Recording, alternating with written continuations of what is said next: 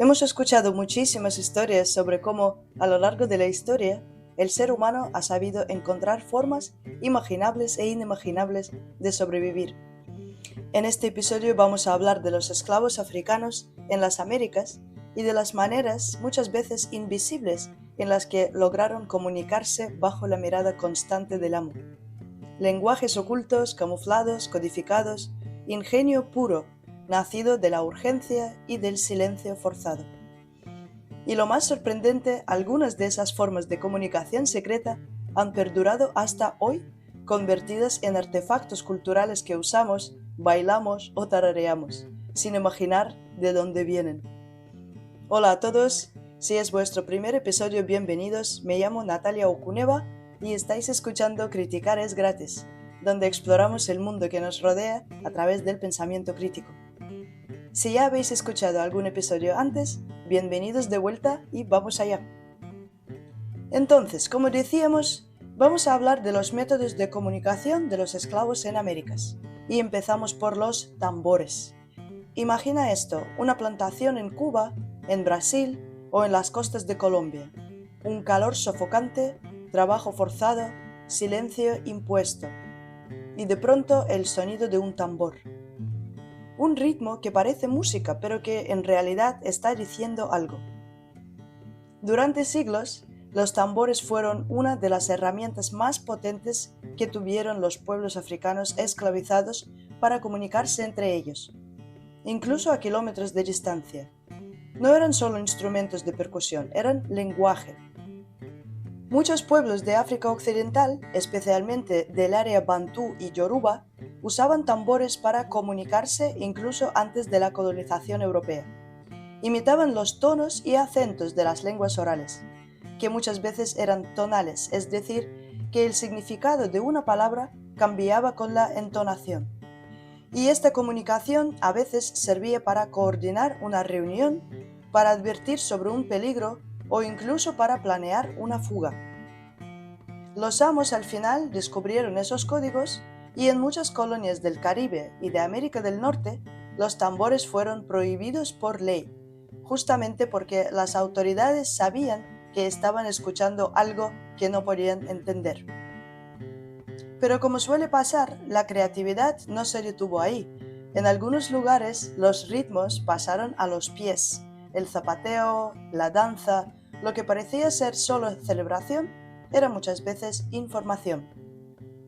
El tambor fue muchas cosas: señal de resistencia, herramienta de escape, arma invisible, y también semilla de lo que después serían expresiones culturales enormes, desde la rumba cubana hasta el samba brasileño.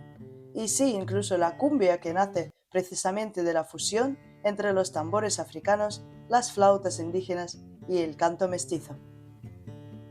Ahora pasamos a los mapas secretos, pero no los mapas que uno puede imaginar hoy en día, sino mapas que se hacían con los pelos en forma de trenzas y peinados.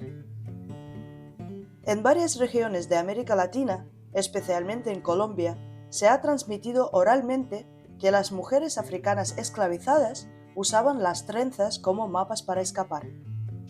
Trenzaban rutas, caminos, referencias geográficas.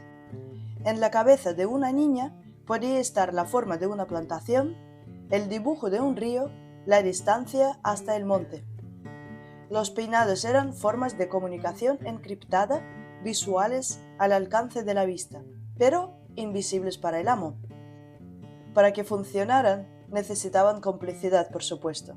Quien lo hacía y quien lo leía debían saber mirar. En algunos casos, las trenzas también indicaban lugares seguros o puntos de encuentro, o simplemente servían para indicar quién estaba en el plan de fuga. Hoy, cuando vemos un peinado africano o afrodescendiente elaborado, quizás solo vemos trenzas y peinados, pero en realidad tuvieron un rol muy importante en la vida de muchas generaciones y es probable que hayan salvado más de una vida. Otra manera de intercambiar mensajes era la ropa misma. La ropa en tiempos de esclavitud no era solo abrigo, tampoco solo uniforme impuesto, a veces era mensaje. En muchas plantaciones, los esclavizados llevaban prendas simples, desgastadas, iguales entre sí, Pero incluso dentro de esas limitaciones, encontraron formas de enviar señales. Algunas mujeres añadían discretos nudos, cintas o pliegues con significados compartidos dentro de la comunidad. Podía ser una señal de duelo, una advertencia, una marca de complicidad. En ciertas regiones, como el Caribe o el norte de Brasil, se cuenta que la forma de colocarse un pañuelo en la cabeza podía significar algo. Por ejemplo, si se estaba planeando un encuentro o si alguien estaba vigilado. Era lenguaje sutil, camuflado en lo cotidiano. Y luego está otro tipo de mensaje, el de la memoria cultural. Muchas personas esclavizadas replicaban, dentro de lo posible, colores, patrones o formas que recordaban a sus pueblos de origen en África. No era solo estética, era afirmación silenciosa de pertenencia. En tiempos en que hablar podía costar la vida, un pliegue bien hecho podía decir mucho. Y por último, vamos a hablar de los cantos. Las canciones fueron uno de los lenguajes más poderosos que desarrollaron los esclavos africanos en las Américas. Las llamadas canciones espirituales, las nanas, cantos de trabajo y cantos religiosos en toda América Latina no eran solo melodías para acompañar la dureza del día. Eran mensajes escondidos en la música. Por ejemplo, en Estados Unidos, algunas canciones contenían instrucciones para escapar.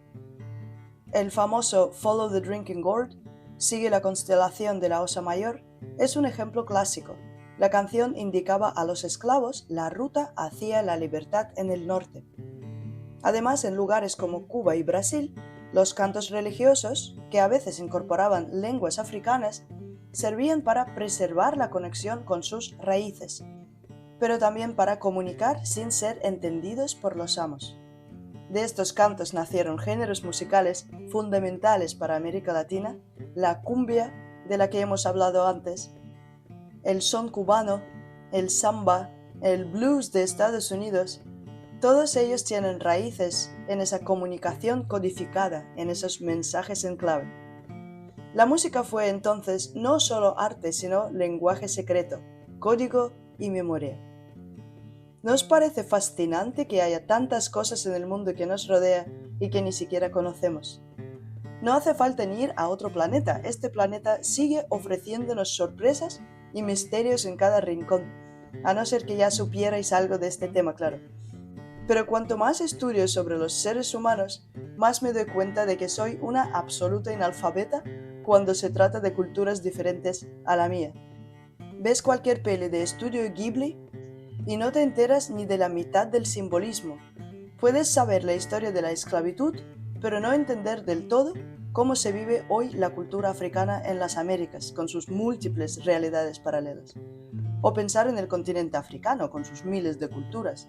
O en la India, y la India antigua que últimamente he estado investigando y que tenía tantas enseñanzas que ojalá aplicáramos ahora.